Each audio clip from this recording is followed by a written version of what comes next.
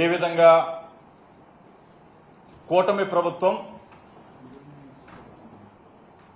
ఈరోజు జరిగిన మున్సిపల్ ఉప ఎన్నికల్లో ప్రజాస్వామ్యాన్ని ఏ విధంగా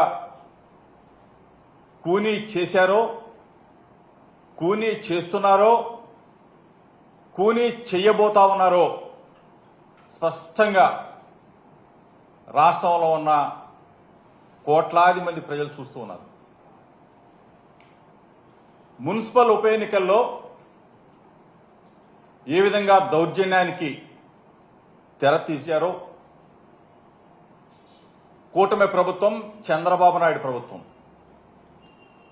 ఏ విధంగా అరాచకాలకు ఒడిగట్టారో, అక్రమాలకు ఒడిగట్టారో, దౌర్జన్యాలు చేసి ఏ విధంగా గెలిచారో, గెలవాలని చూస్తున్నారో రాష్ట్ర ప్రజలంతా కూడా చూస్తున్నారు.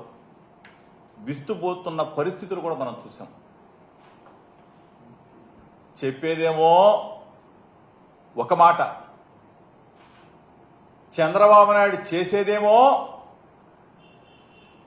చంద్రబాబు నాయుడు చెప్తాడు, తీపి తీపి కబుర్లు చెప్తాడు.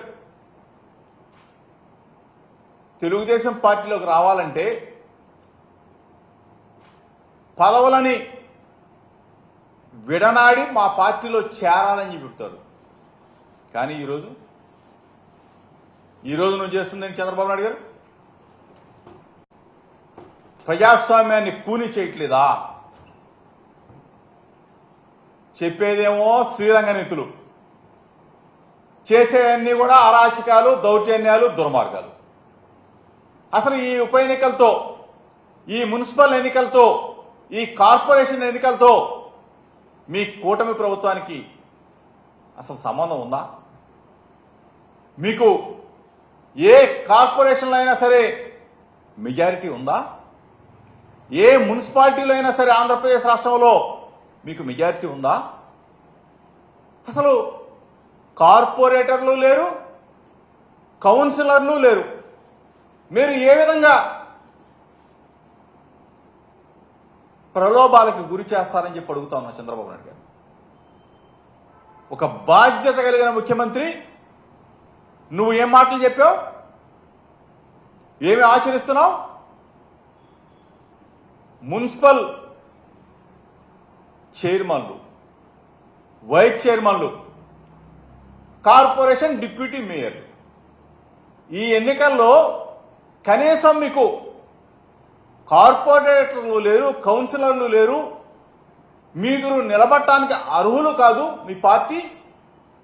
ఈ రోజున మీరు ప్రలోభాలకు గురి చేసి, దౌర్జన్యాలు చేసి, అక్రమాలు చేసి మా వాళ్ళని మీరు లాక్కుంటారా?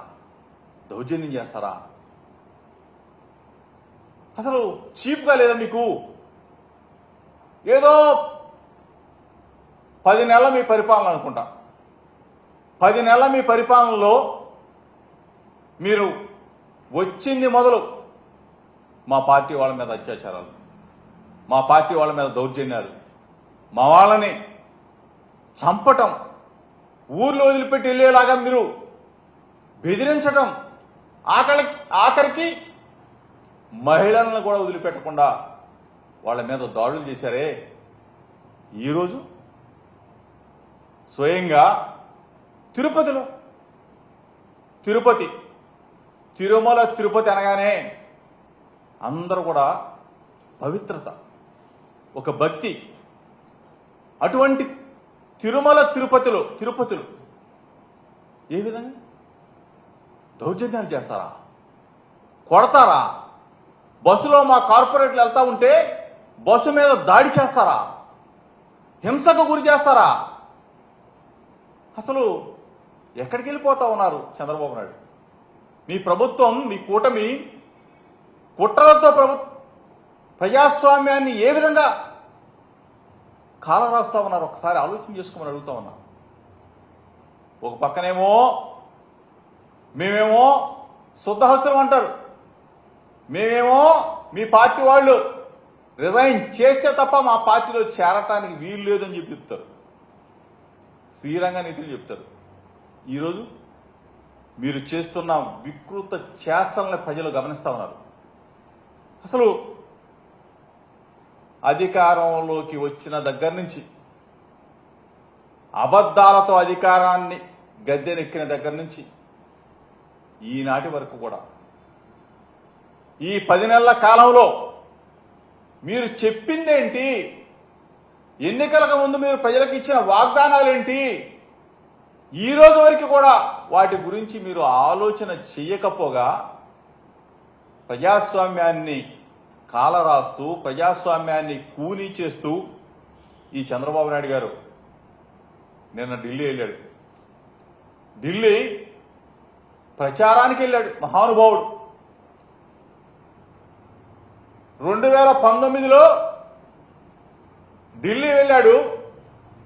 అక్కడేమో కేజ్రీవాల్ గారు, మమతా బెనర్జీ గారు వాళ్ళని కూర్చోబెట్టుకొని మోడీ గారిని, అమిత్ షా గారిని బండబూతులు తిట్టారు, తెగ తిట్టారు.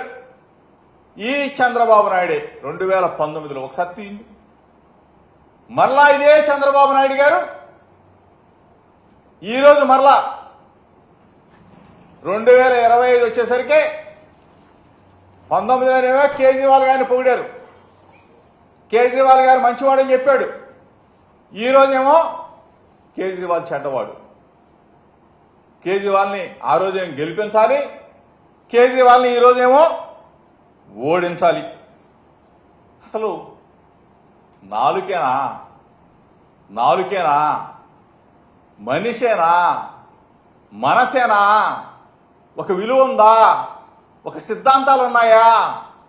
అన్నీ కూడా గాలికి వదిలేయటం. అసలు ఎంత నిస్సిగ్గుగా ఆ రోజు ఎన్టీ రామారావు గారి పక్షాన, వాళ్ళ మామను వెన్నుపోటు పొడిచి అది వేరే విషయం, ఆయన పక్షాన ఉండి నేషనల్ ఫ్రంట్ రాజకీయాలు నడిపాడు. ఆ తరువాత బీజేపీతో 1999 ఎన్నికల్లో బీజేపీ పుణ్యమా కార్గిల్